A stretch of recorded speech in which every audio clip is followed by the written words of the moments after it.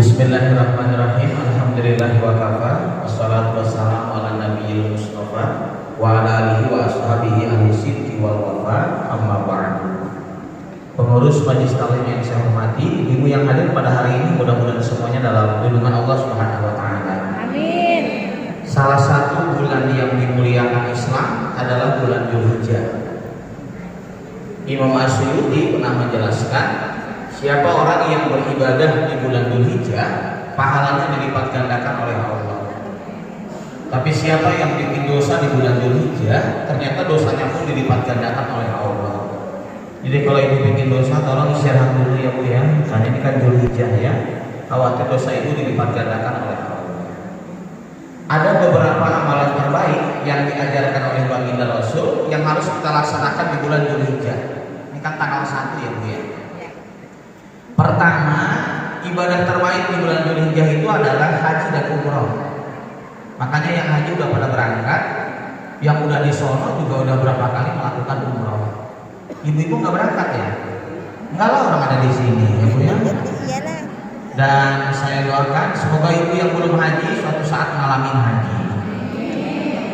Doanya mohon dirubah sekarang bu. Ibu jangan minta haji reguler karena ngantrinya 28 tahun. Ibu mintanya ONH plus. Ya, kalau ONH plus itu kan 5 sampai 10 tahun. Kalau lebih cepat lagi Puroda ya. Tapi mulai haus sih biayanya ya. 300 sampai 500 juta. Itu kabar yang saya terima dari Raffi Ahmad itu juga ya bu ya.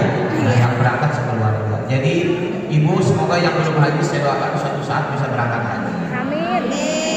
Yang kedua, amalan terbaik di bulan Dzulhijjah itu adalah puasa. Ada puasa itu yang sangat dianjurkan Nabi, itu di 9 Dzulhijjah. Namanya hari Arafah. Walaupun kemungkinan besar Indonesia dengan Arab Saudi lebaran hajinya beda. Karena Arab Saudi itu hari Minggu lebarannya, kita hari Senin. Ibu pengen lebaran hari Minggu, ke Arab aja dulu ibunya ya. Udah di sana balik lagi ke sini ya. Pokoknya kalau ibu lebarannya di sini, kita aja lebaran di sini ya. Karena menentukan 1 Dzulhijjah, 10 Dzulhijjah itu wilayahnya ijtihadnya para ulama. Gak usah ribut, mereka punya ilmunya kok. Yang penting mah kita bisa saling menghargai. Ibu, 9 Dzulhijjah ini puasa sunnah yang paling dahsyat pahalanya. Karena dia akan diampuni dosanya 2 tahun. Kalau 10 Muharram hari Asyura, dosa kita diampuninya 1 tahun. Tapi kalau Arafah diampuninya 2 tahun. Makanya maaf ya, orang yang lagi haji walaupun sedang di ruang ICU, dia dibawa itu ke Arafah. Karena kalau haji tidak wukuf itu tidak sah. Makanya walaupun dia sakit dibawa ambulan ke Arafah. Kenapa? Karena di hari Arafah itulah Allah paling banyak menurunkan ampunan. Makanya mereka sebelumnya wukuf. Apa wukuf? Diam di padang Arafah. Daripada diam, ada yang zikir, ada yang baca Quran, ada yang berdoa. Tapi aslinya wukuf itu diam. Maka di masjid namanya i'tikaf. I'tikaf apa? Diam. Jadi kalau ibu di masjid diam, udah dapat pahala di masjid mah. Makanya kalau ada ibu yang pertama datang ke sini sampai sekarang diam, tanya lagi i'tikaf deh, nunduk aja lama-lama merem aja ya udah. Jadi ibu itu sedang i'tikaf di masjid ya. Makanya ibu kalau ibu sehat panjang umur, amin gitu ya Allah ya. Nanti 9 Dzulhijjah ibu puasa ya. Ada yang dimulainya tanggal 8 ada. 8 9 Dzulhijjah. Ada juga yang dari tanggal 1. Ada ya yang udah puasa hari ini gak apa-apa, tapi jangan sombong walaupun udah puasa hari ini ya. Karena semuanya juga dalam rangka mendekatkan diri kepada Allah. Yang ketiga, amalan terbaik di bulan Dzulhijjah itu adalah berzikir. Ibu takbir, tasbih, tahmid, tahlil. Kegiatan takbir itulah, kegiatan zikir itulah di bulan Dzulhijjah namanya takbiran. Padahal takbiran itu bukan hanya Allahu Akbar.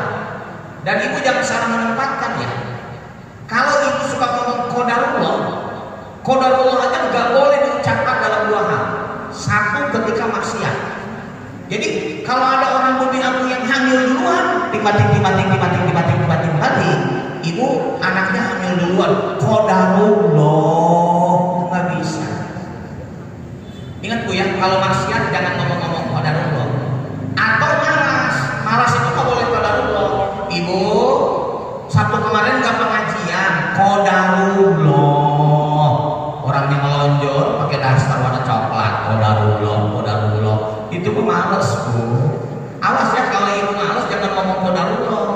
Ibu tadi malam ke sholat tahajud, qadarullah. Enggak boleh. Ya, makanya kalau ibu mau zikir harus benar itu menempatkannya. Ada banyak orang hamil duluan, subhanallah. Masa hamil duluan subhanallah? Hamil duluan astagfirullah.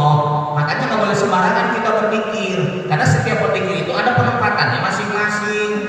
Punten ya, punten. Kalau ada ibu yang mimpi buruk, apa tak ininya? Zikirnya. A'udzubillah.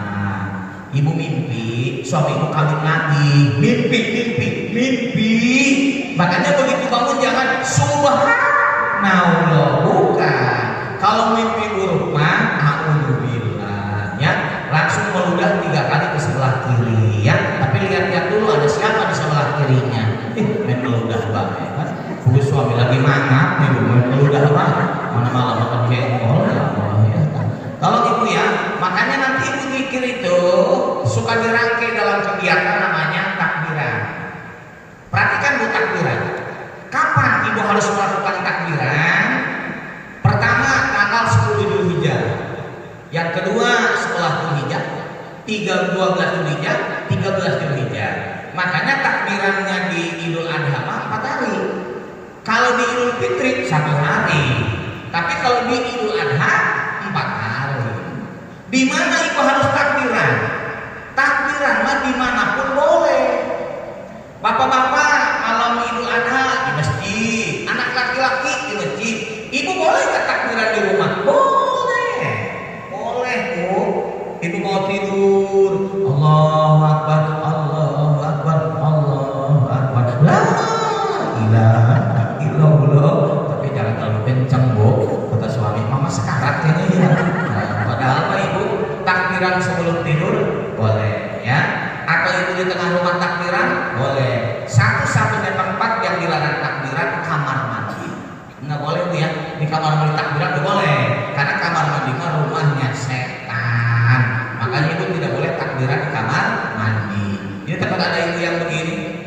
Ayah habis lebaran kan hari Senin kita healing aja ya ke puncak dulu Pinang di situ tuh. Nah ibu teh di jalan di mobil boleh nggak takbiran? Boleh. Nu pentingnya tanggal 10, 11, 12, 13 Dzulhijjah ya. Tolong Bu ya, takbiran bukan hanya milik laki-laki, perempuan juga boleh takbiran ya. Yang keempat, sholat Idul Adha. Bu, kalau bicara sholat Idul Adha, satu, ibu dianjurkan pakai baju yang terbaik. Makanya nanti malam ngobrol ke suami. Ayah sini Ge. Tadi kan mama ikut pengajian. Kata Pak Ustadz Mirwan, kalau lebaran itu harus pakai baju yang terbaik. Baju mamanya udah gak ada yang terbaiknya, udah dipakai semua. Maksudnya, iya kan besok hari Minggu, ya kita ke mall beli baju untuk persiapan lebaran. Ibu catat ceramah saya ya, nanti ngomong ke suami ibu. Siapa yang ngomong? Pak Ustadz Mirwan, telepon kalau percaya orang dianjurkan pakai baju yang terbaik. Nah ya Bu ya. Tapi memang kalau ibunya ngomong ke suami, ayah kayaknya gak usah beliin baju deh. Mama kan Idul Fitri kemarin bajunya 4 ya kan. Nah, yang baru dipakai 3, yang 1 belum. Jadi untuk ini mah tahun ini gak usahlah beli baju ya. Kalau ayah punya persiapan buat beli baju 1,5 juta kan buat beli mama, udah pegang aja sama ayah, takut ada keperluan. Boleh nggak begitu? Boleh. Ada ibu yang begitu? Nggak ada. Malah kali ladenan. Ditawarin duitnya 1,5 juta ibu, wajahnya meragukan ya. Nah, makanya ibu ingat ya, di Idul Adha itu satu pakai baju yang terbaik. Yang kedua, jangan makan dari mulai subuh sampai sholat Idul Adha.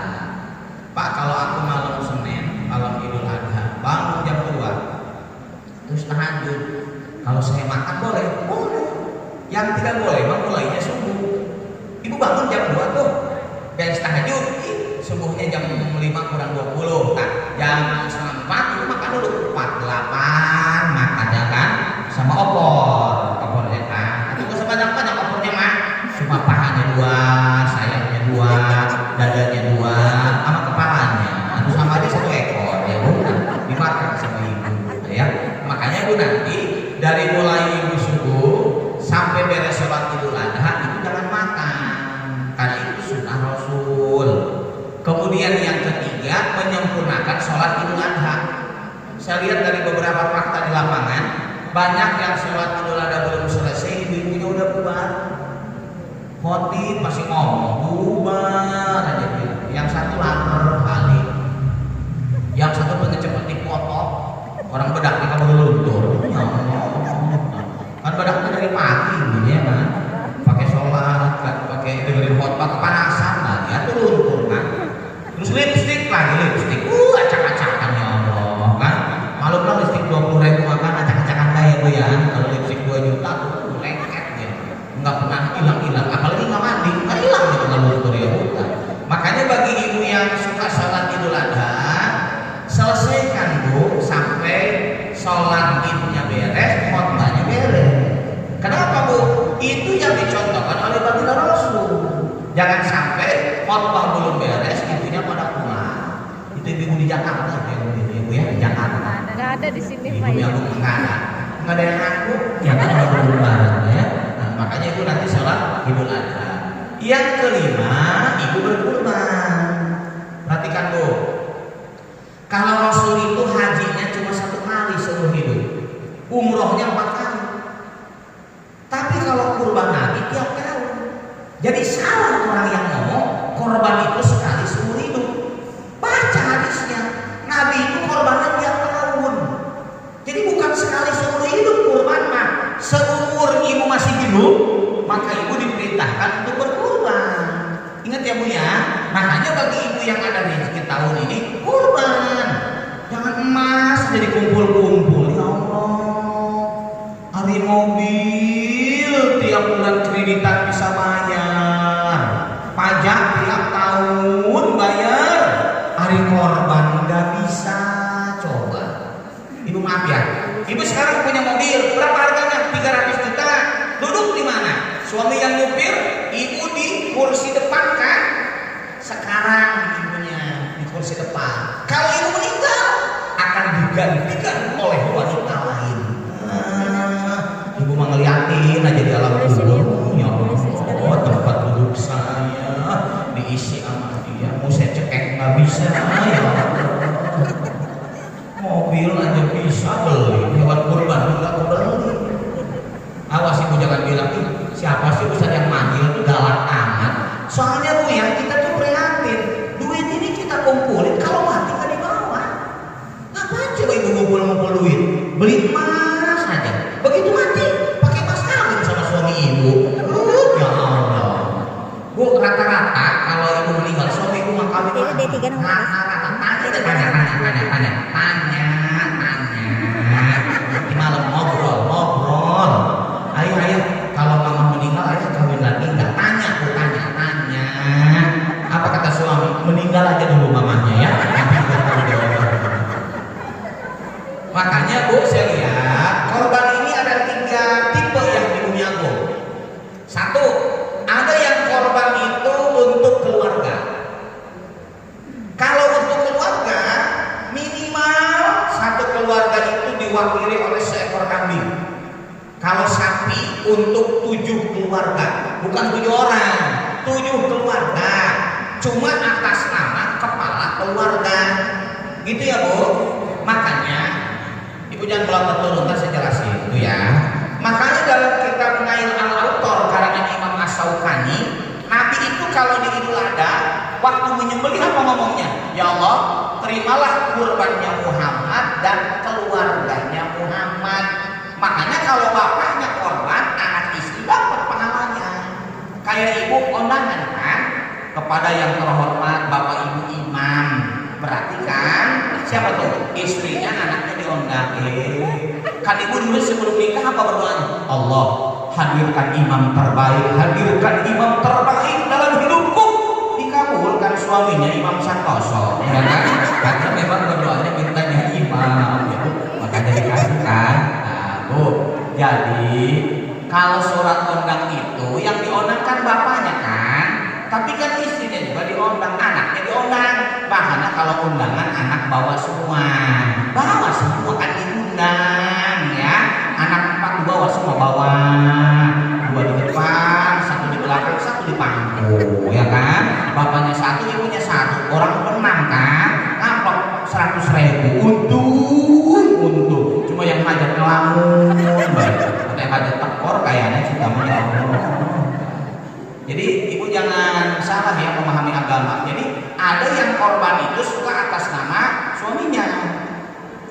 Boleh nggak korban atas nama istri? Boleh. Makanya kita pilih sunnah karangan sapi. Karena Rasul itu pernah menyembelih sapi untuk 7 orang istrinya. Maka dari situ boleh nggak korban atas nama istri? Boleh. Nggak apa-apa. Ya Bu ya. Atas nama anak boleh? Boleh. Nih, Bu tahu pendekatannya. Ibu ngomong ke anak, hari Jumat ya di sekolah. Iya. Ada ini kan infak ya. Nanti isi ya 10.000. Yang ngasih duit siapa? Ibunya kan. Dari siapa ibunya? Dari bapaknya duitnya kan. Si anak yang infak, bapaknya dapat pahala nggak? Dapat. Ibunya dapat nggak? Dapat. Si anak yang kecil infak belum dihitung, karena anak dihitungnya mulai akhir balik. Ibu anak TK suruh infak, kalau 1 SD infak, dia mau belum dihisab, orang belum balik. Buat siapa pahalanya? Untuk kedua orang tuanya. Makanya ya, ada yang di sini suka atas nama suami, ada yang atas nama istri. Nggak apa-apa, lo penting kurban. Dan ibu boleh ya mengkonsumsi daging kurbannya. Yang kedua, ada kurban buat orang yang sudah meninggal. Tuh, nyampe nggak sama yang udah meninggal? Nyampe. Begini Bu ya, perhatikan. Bu, kalau ada orang meninggal itu bukan berpisah. Ibu mah kalau ada orang meninggal dia sudah berpisah untuk selamanya. Dia udah pergi kemana sih? Pergi. Dia itu kembali ke Allah. Makanya dalam pandangan Syekh Yusuf Qaradawi, orang meninggal itu artinya apa Bu? Menanti. Dia itu menanti. Yang sekarang ada di alam kubur, bukan di kuburan ya, di alam kubur, dia menanti apa? 1, menanti kiamat. Makanya orang yang meninggal selalu kapan kiamat. Kenapa Bu? Karena kalau orang banyak dosa di alam kuburnya terasa lama, cepet kiamatnya Allah suwe amat tuh, karena banyak dosa. Sama orang ngaji kalau banyak dosa kayaknya lama pengajian tuh, pinginnya balik aja, itu banyak dosa itu. Banyak dosa ngelotot ya, banyak dosa yang pinginnya balik aja. Tapi Bu, kalau orang yang banyak amal solehnya di alam kubur itu terasanya sebentar. Seperti apa Bu? Tidurnya pengantin. Gak kebayangkan waktu ibu jadi pengantin, ya Allah ya, sebentar banget itu bahaya tuh ya Allah kan. Coba ibu bayangkan nanti sih waktu ibu jadi pengantin, ya Allah kan bahagia banget ya. Bahagia. Kata ibu, aku mah gak bahagia, orang aku dijodohin masalahnya, dan dia bukan laki-laki yang aku cintai. Cuma tanggung anak udah 3. Aku yang 3 ibu ya. Nah ibu punten ya. Nah begini Bu, berarti jadi orang yang meninggal itu dia menanti apa? 1, menanti kiamat. Yang kedua, menanti kebaikan dari keluarganya yang masih hidup. Ibu habis tahajud ingat ke bapak kita, kan langsung kan memberikan kebaikan. Allahumma ghfirlahu warhamhu wa'afihi wa'afwanhu wa'akrim nuzulahu wasimat kholahu. Kirim kebaikan. Ada rezeki, beli sarapan, nasi uduk 3. Ada tuh yang suka ngambilin sampah, Bu, buat sarapan ya Bu. Niatkan di hati, Allah sampaikan pahalanya buat bapak saya udah meninggal. Gak usah diomongin sama dia nyaman. Nih, bapak saya, Romli namanya ya, baik. Tapi mau ulang yang dari mana? Baru bisa ngedoa kitanya. Lah mau lewat maning dia, baru bisa ngedoa kita. Bu, niatin aja nanti juga sampai pahalanya kan. Termasuk ibu kurban ya. Kurban buat orang yang sudah meninggal, karena ada hubungan yang hidup dengan yang mati. Kita kirimlah itu pahala kurban. Jangan orang yang mati dipanggil, mau ngapain? Makanya orang nanya, Pak, ada nggak roh bisa dipanggil? Enggak. Kalau orang meninggal bisa dipanggil, roh bapak saya panggil itu, nggak datang buktinya. Jadi ada nggak roh gentayangan? Nggak ada. Yang suka gentayangan rohaniah, roh mawati, rohman, rohani, baru gentayangan, ya kan? Jalan-jalan. Kalau orang meninggal nggak ada yang gentayangan nih. Ibu mengarang aja. Kayak kasusnya Pak Pina Cirebon. Takut dia nonton bioskop. Merepetang tuh, kita udah mudik, tapi nonton coba ya. Ada kayaknya orangnya lagi dulu kini ada kayaknya orangnya. Jadi Bu, kalau ditanya, Bu, roh orang meninggal bisa dipanggil nggak? Enggak. Yang datang siapa? Jin yang datang itu korin. Kan manusia itu ada korinnya ya. Nanti dia sudah dipanggil. Makanya kalau orang kesurupan jangan terlalu percaya. Jin itu 99% bohong. Hanya 1% dia jujur. Makanya kalau ibu datang ke dukun, banyak bohongnya dukun mah. Coba aja kalau ibu misalnya datang ke dokter mah, Dok, sayanya pusing kepala. Kata dokter, coba Bu, kita cek dulu ya di lab. Oh ibu, kayaknya ibu pikiran ini ya, banyak kreditan ya. Ibu pusing.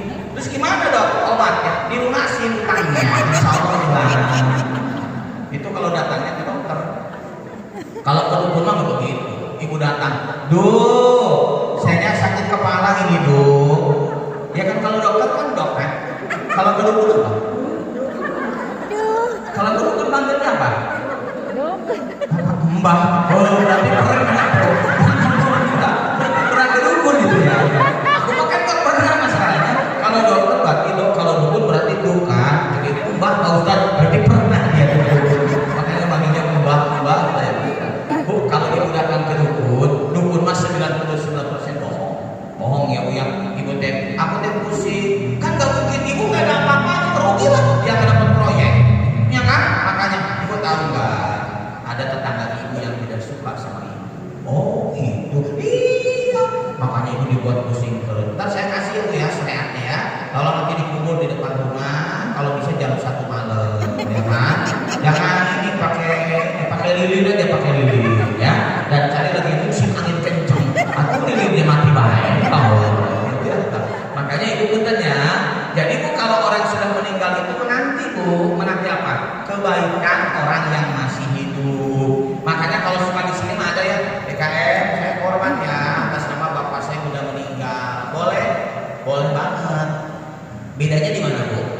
Kalau korban buat orang yang sudah meninggal, kata Ibnu Qudamah, pengarang kitab Minhajul Qasidin, sebaiknya tidak mengkonsumsi daging kurbannya. Enggak haram Bu, enggak, cuma sebaiknya doang. Kenapa Bu? Karena itu sudah diniatkan sedekah. Masa ini diambil lagi? Oh ya Bu ya, kan ibu udah niat ini korban bapak saya. Pan itu mah niatnya sedekah, masa diambil lagi? Makanya kalau kita korban buat yang udah meninggal mah, kalau bisa jangan diambil lagi dagingnya. Ya Bu ya. Tapi kalau ibu mau mengkonsumsi enggak haram sih, enggak, cuma kurang sempurna aja. Kalau ibu korban sendiri, korban suami, itu mah boleh ya Bu. Nah, yang ketiga ada korban wajib, namanya korban nadar. Di mana bedanya Bu? Korban nadar mah haram makan daging korbannya. Kan ibu janji ke Allah. Contoh ya, lagi kelas 12 lagi UTBK ya. Kan ada ibu yang begini, ya Allah, seandainya anak saya ini UTBK nilainya gede, pengumuman tanggal 12 ya, anak saya diterima di UI, saya mau korban tahun ini. Begitu pengumuman diterima, wajib dia korban. Dan dia nggak boleh nanti memakan daging kurban. Atau misalnya ibu begini, ya Allah, seandainya anak saya dilamar sebelum Lebaran Idul Adha, ya Allah. Karena ternyata Bu ya, menanti yang paling lama dalam hidup ini, menanti dilamar oleh orang yang kita cintai. Ya Allah, lama ya Allah. Makanya ibu nadarin biar ada cepetan. Ya Allah, kalau anak saya dilamar sebelum Idul Adha, pokoknya saya mau berkorban tahun ini. Minggu dia datang, mana lebarannya Senin, coba ya kan? Mana yang korban udah dapat semua, coba nggak ada lagi kan? Minggu datang coba, begitu datang buat sih orangnya ganteng ya, ganteng nih, ahli ibadah, udah kerja, orang tuanya kaya banget, mobilnya mantap, dan ternyata anak tunggal, ibu bapaknya udah tua banget, ya Allah, udah 85 tahun. Gimana man? Pokoknya mama setuju banget, setuju banget. Lihat orang tuanya kaya, udah tua banget, ya Allah. Cek ibu, ngelamar hari Minggu, ibu nada loh bu, dilamar hari Minggu, lebaran hari Senin, ibu wajib itu berkurban. Dan ketika itu hukumnya wajib, ibu tidak boleh mengkonsumsi daging kurbannya. Ya, jadi saya cek korban mah ada 3, ada atas nama kita atau keluarga, ada untuk orang yang meninggal, ada namanya kurban nadar. Sekarang apa sih bu nilai dari ibadah kurban dalam kehidupan? Ya, 1, perhatikan bu, kurban itu sebenarnya mendekatkan diri kepada Allah. Makanya dalam kajian fikih apa kurban? Menyembelih binatang untuk mendekatkan diri kepada Allah, dagingnya dibagikan kepada orang lain. Jadi kurban-kurban itu dekat aslinya. Orang yang berkurban nanti dekat dengan Allah. Cuma kalau ibu ingin dekat dengan Allah, kudu jihad dulu, melawan setan, melawan hawa nafsu. Siapa yang mencontohkan? Nabi Ibrahim. Waktu Nabi Ibrahim mau menyembelih anaknya Ismail, dia kudu melawan nafsunya. Orang tua itu cinta ke anak, tapi ini perintah Allah. Dia buktikan cinta kepada Allah mengalahkan cinta kepada anaknya. Udah nafsu, setan datang, setan datang. Kata setan, Ibrahim berpunya tak? Anak lagi lucu-lucu jadi sembelih. Wah, kita mau Nabi Ibrahim dilempar kan setan. Datang ke emaknya, hajar, bro, apa? Ibu Ismail mau disembelih. Kamu halangi itu. Dilempar lagi itu setan. Datang ke Ismail setan. Mail, tahu nggak kamu mau diapain? Mau disembelih. Bu Ismail mana kuat imannya, dilempar tuh setan. Maka melempar setan itu dalam ibadah haji disebut dengan istilah melontar jumroh. Kan gitu ya bu ya. Jadi kalau ibu mau berkorban, mau dekat dengan Allah, ibu kudu jihad bu, kudu jihad melawan nafsu. Kata ibu, harta titipan Allah lah. Saya pokoknya tahun ini kudu berkorban. Setan datang, setan datang. Apa godaan setan? As-syaitanu ya'idukumul faqra wa ya'murukum bil fahsya. Setan itu suka membisikkan perasaan kurang. Jadi ibu lihat, coba lihat tabungan ibu, 124 juta, diambil 4 juta, 150. Gimana amat ya berkurang 4 juta. Tapi bisikan setan dulu.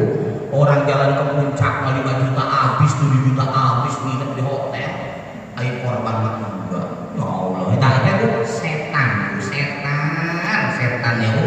Makanya kadang-kadang begini bu, maaf ya, ada yang suaminya kuat, istrinya terpengaruh setan. Kata suami, mah kita korban tahun ini. Anak mau daftar ulang, masuk sekolah, udah sih alaman amat korban baik. Tanda kita dengan lima dia orang korban. Ya Allah, tanda itu setan. Makanya ibu yang korban tahun ini karena ibu kudu jihad melawan nafsu, ibu jihad melawan setan. Kalau ibu berhasil, saya pastikan ibu tahun ini berkorban. Ibu yang tidak berkorban harus mawas diri, muhasabah. Saya duit ada nggak korban, berarti saya tidak bisa jihad melawan kekuatan setan. Saya ambil contoh ya, ibu datang ke sini pengajian ngapain? Mendekatkan diri ke Allah. Sebelum ibu ke sini kan jihad dulu kan, cek nafsu ngapain sih ngaji? Sore satu orang hilmi jalan-jalan ini mah ngaji, ya kan? Kata yang satu orang mengadu jam segini mas sore bapak udah mau ngaji kita sasar, ya Allah. Makanya ada kan tetangga ibu, ada tetangga ibu nggak ngaji kan? Melonjor, berambut dikucir kan? Pakai karet gelang, ya Allah. Pakai dasar warna ungu, ya Allah. Kian, itu nafsu, main HP. Ibu kesini dilawan nafsu.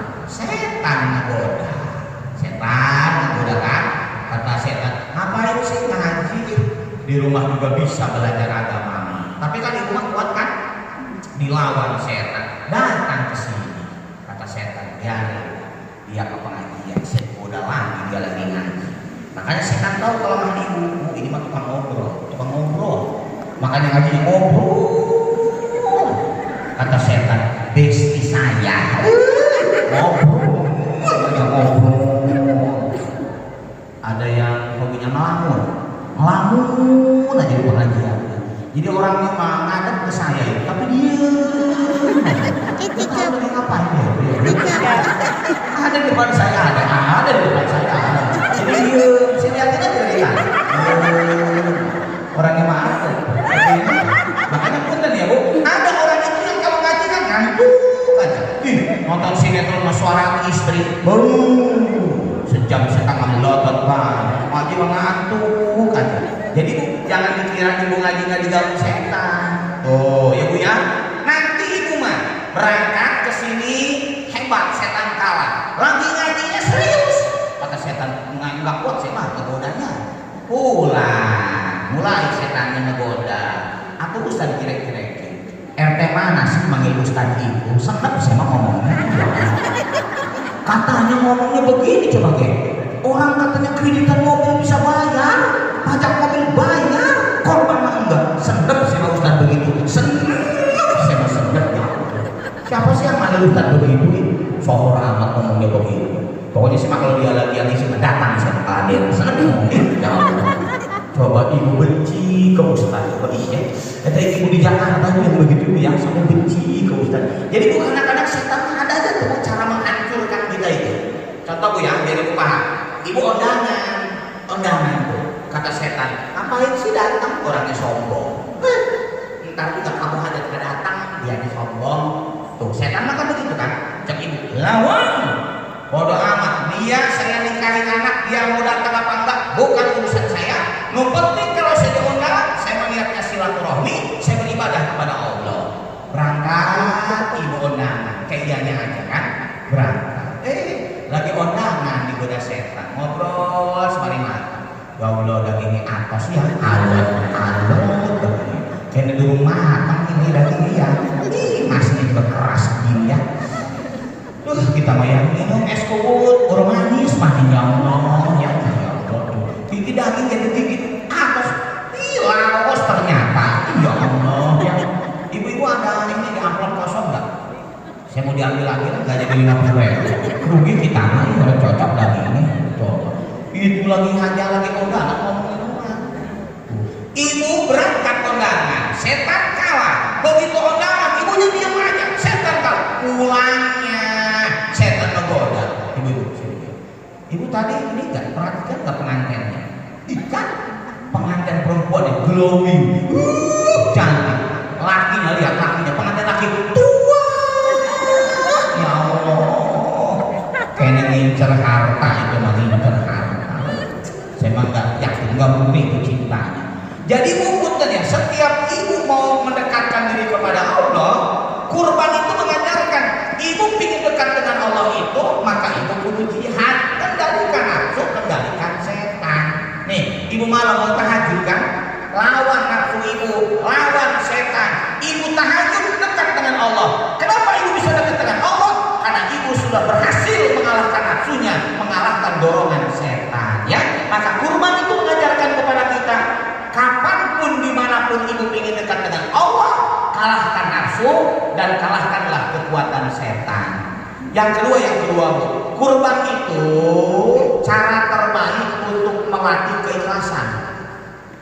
Ibu masih ingat ya waktu Nabi Adam mau mengawinkan anaknya, kan si Qabil protes, ayah aku mah nggak mau lah kawin sama Labuda mah nggak glowing, enggak, pengennya sama Iklimah mah cantik.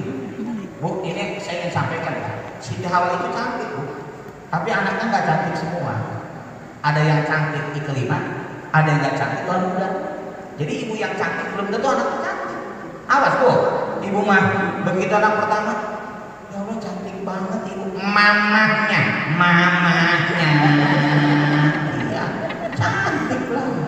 Begitu anak kedua, kok ibu yang kedua jelek, bagus saya bingung kayak siapa ya. bapaknya ganteng, saya cantik. Oh neneknya, berarti turun tuh dari nenek ibu. Jadi tidak setiap ibu cantik anak cantik semua. Awas bu, dibalik. Ada yang ibunya nggak cantik, anak cantik. Sampai itu anak saya siapa ya? Kayak mamanya enggak tahu. Mamanya kan parah banget. Parah mamanya. Dan juga nggak nyambung ya Allah mamanya. Gimana? Kan pakai bajunya parah gitu bu. Undangan pakai training. Coba ya Allah. Diomong deh sama suaminya, mah jangan pakai training. Ini yang terbaru, agak terbaru. Mahal. Daripada seragam pengajian lah. Dia mah pokoknya nggak nyambung lah kalau pakai baju ini ya bu ya. Tapi anaknya mah cantik bu, ada. Sampai katain, apakah tuker di rumah sakit? Ketuker. Anugerah dari Allah. Makanya bu, waktu Nabi Adam mau menikahkan anaknya, makanya udah korban aja ya. Si Qabil kenapa korbannya tidak diterima? Satu, korbannya niatnya untuk mendapatkan perempuan. Yang kedua, korbannya bukan yang terbaik. Habil kenapa diterima? Satu, niatnya karena Allah, bukan untuk perempuan. Rendah amat korban untuk mendapatkan perempuan. Kayak ada bu ya, dulu teman-teman saya puasa untuk mendapatkan perempuan. Itu perempuan dipuasain 7 hari. Namanya apa bu? Namanya apa? Pelet. Pura-pura ibu nggak tahu. Pelet namanya ya Allah. Jangan pura-pura nggak tahu itu ibu udah tahu juga tuh. Dipuasain, diwirid. Kata aku mah rendah amat puasa untuk mendapatkan perempuan. Emang dianya siapa gitu? Dipuasain segala. Maaf ya Allah ya kan. Ramadan juga ngap-ngapan puasa. Puasain perempuan lagi kan? Kan ada bu kalau zaman saya di pesantren dulu ada puasa untuk dapetin perempuan ya. Wiridnya aku nggak mau minat. Maaf. Puasa dapetin perempuan. Maaf banget ya Allah ya. Kayak gimana itu perempuannya dipuasain? Makanya bu waktu Habil mah dia korban itu satu niatnya karena Allah. Yang kedua disiapkanlah korban terbaik. Makanya dia siapin kambing terbaik. Jadi kalau ibu besok korbannya ingin diterima Allah, itu 2 syaratnya. Satu, niatkan karena Allah. Yang kedua, siapkan korban terbaik. Makanya hewan korban bukan gemuk, lincah. Kalau ibu pilih embe, kan ada embe suka duduk aja kan, dia gemuk mah susah bangun kan. Embe kan kalau gemuk kan susah kan bangunnya. Bangunin dulu, hus, menang. Jangan dipilih, jangan. Walaupun gemuk itu nggak lincah, embe itu kalau gemuk itu bangunnya susah. Jadi kalau ada ibu yang gemuk susah bangun, berarti sama dengan adalah pokoknya itu mah contoh jangan langsung baper ya Allah. Wah, menghina. Udah ibu, bentar ya. Makanya nanti ibu begini, korbannya jangan sama bu, disesuaikan dengan kemampuan. Ibu ada tetangga, ibu kambingnya berapa harganya? 3,5 juta. Kan dia mah suaminya gajinya 10 juta, makanya kambingnya 3,5 juta. Habis suami ibu makan 30 juta tiap bulan. Masa kambingnya sarua 3,5 juta? Ada tipe yang bayar 6 juta. Disesuaikan dengan kemampuan. Jadi perhatikan korban. Sama-sama 4 juta, pahalanya bisa beda bu. Sekarang gaji 10 juta, nyumbang sapi 4 juta. Ini gaji 30 juta, nyumbang 4 juta. Kan ini mah berat, 10 juta nyumbang 4 juta. Ini kan 30 juta, nyumbang 4 juta. Biasa aja. Maka korban itu jangan sama. Korban terbaiknya niatkan karena Allah, dan dia harus memilih korban yang terbaik. Makanya ibu ngomong ke suami, ayah kita mah jangan 1 lah, 2 ya. Masa sih 3,5 juta? Ayah kan gajinya 50 juta. Maksudnya ambilnya 2 paket gitu. Jadi mama 1, ayah 1. Jangan 1 kita makan apa? Karena rezekinya juga beda ya. Makanya ibu punten ya. Jadi amal yang besar pahalanya apa? Ikhlas dan lakukan amal yang terbaik. Saya lihat contoh ya.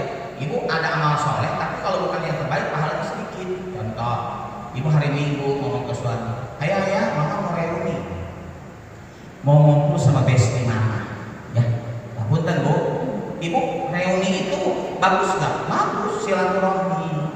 Tapi suami ibu melarang, ibu jangan pergi. Dengerin, jangan pura-pura gak dengar. Sama suami ditinggal baik. Udah tahu pasti nggak ngizinin terus aja pergi kan. Udah nyampe di Pantai Gope baru ayah mama di Pantai Gope tuh lihat tuh suasananya panas merempeng.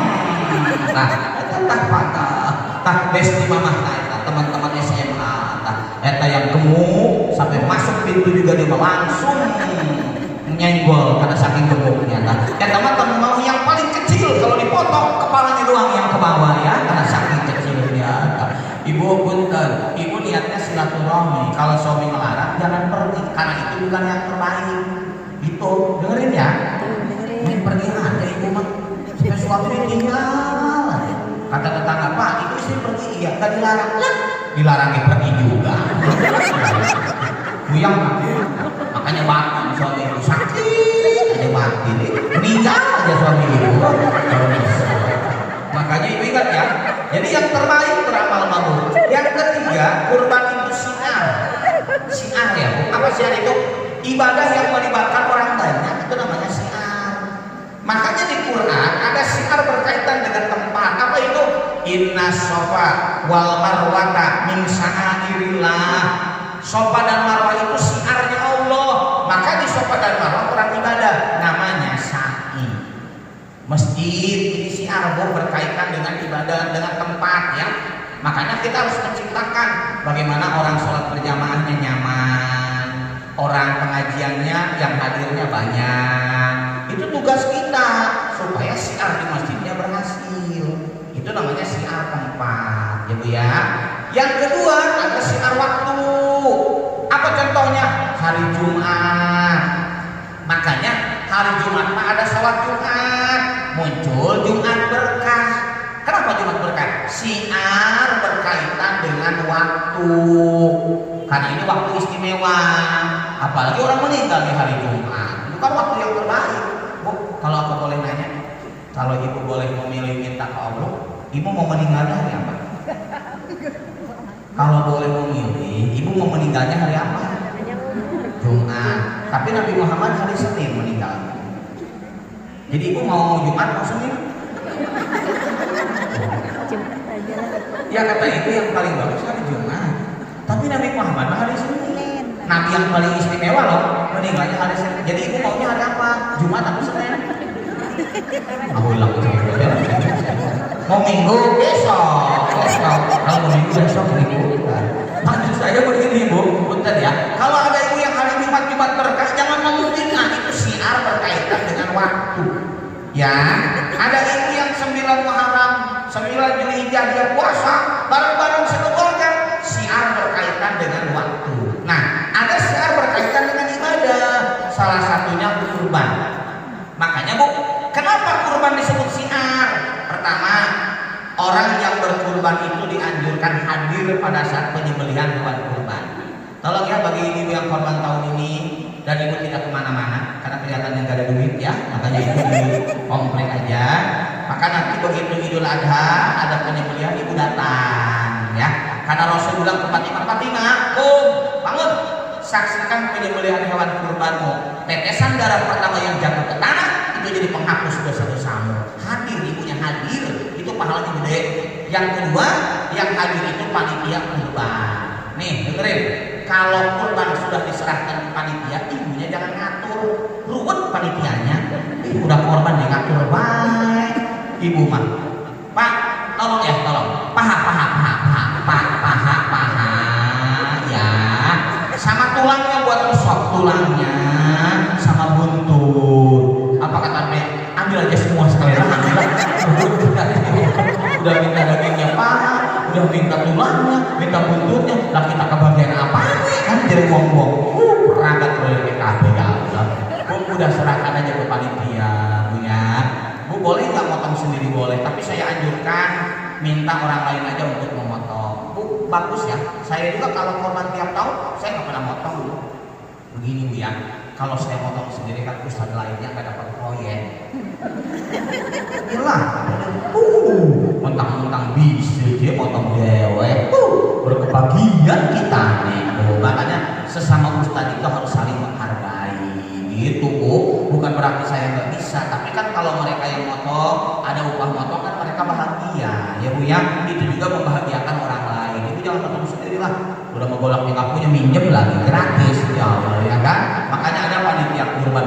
Yang ketiga yang kumpul siapa? Mustahik kurban. Siapa mustahik kurban?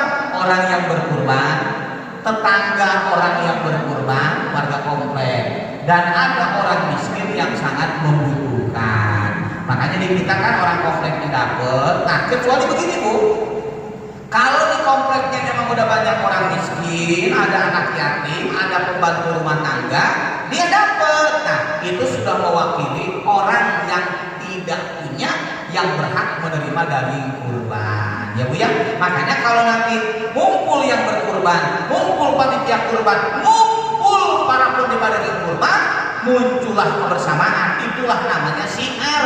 Perhatikan kalimat saya terakhir. Bu, kebersamaan yang paling indah adalah kebersamaan dalam syiar Islam.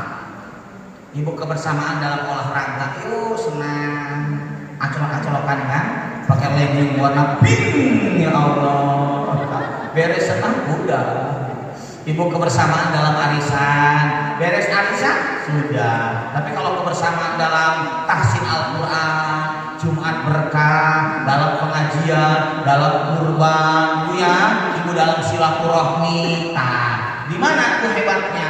Karena di dunia ngumpul, nanti di akhirat ketemu lagi, gitu Bu ya. Makanya kalau ngumpul mah harus dalam syiar Islam supaya Ibu ke surganya barengan. Makanya bahasanya apa? Sehidup sesurga, ya. Jadi hidupnya bareng, di surganya bareng. Jangan sehidup semati. Mati mah masing-masing aja, nggak usah barengan, nggak usah. Ibu dengan saya ketemu nggak di surga? Insya Allah ketemu. Tapi mati mah jangan barengan. Ibu duluan aja duluan. Kan? Ada yang 10 tahun lagi, 15 tahun lagi, 30. Nah saya terakhir kan? Terakhir sayanya. Nah, Ibu teh udah di taman surga, saya mah terakhir ke taman surganya. Nanti di akhirat baru diputer. Saya ke surga duluan, Ibu baru belakangan. Biar adil lah dulu ya Allah ya. Nah, makanya dari situ ya. Jadi kebersamaan yang paling indah mah kebersamaan dalam syiar Islam. Mudah-mudahan Ibu bisa meningkatkan ibadah ya di bulan Dzulhijjah sehingga hidup kita lebih diberkahi oleh Allah. Amin. Demikian ya Bu yang dapat saya sampaikan. Ada yang bertanya? Dipersilakan.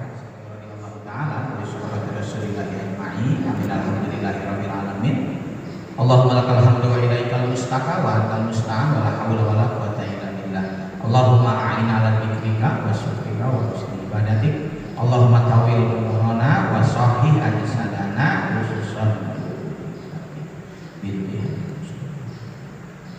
Wa nawwir qulubana wa ahsin a'malana wa ilal khairi qaribna wa anisari amidna wa qbiha wa ijana fi dini wa dunya wal akhirah innaka ala kulli syai'in qadir. Allahumma salimna wal muslimin, khususan saudara-saudara kita di Palestina. Allahumma salimna wal muslimin, Allahumma salimna wal muslimin. Rabbana taqabbal minna innaka antas samiul alim wa tub alaina innaka antat tawwabur rahim. Rabbana atina fid dunya hasanah wa fil akhirati hasanah wa qina adzabannar. Wa sallallahu ala sayyidina Muhammad wa ala alihi washabihi wasallam. Bifadika subhana rabbika rabbil izzati amma yasifun. Wassalamun alal mursalin walhamdulillahi rabbil alamin. Mudah-mudahan Ibu pada sehat semua ya Bu ya. Pada panjang umur, diberikan kelapangan rezeki, tahun ini bisa berkorban ya. Mudah-mudahan Ibu berkumpul di dunia. Assalamualaikum warahmatullahi wabarakatuh. Waalaikumsalam warahmatullahi wabarakatuh.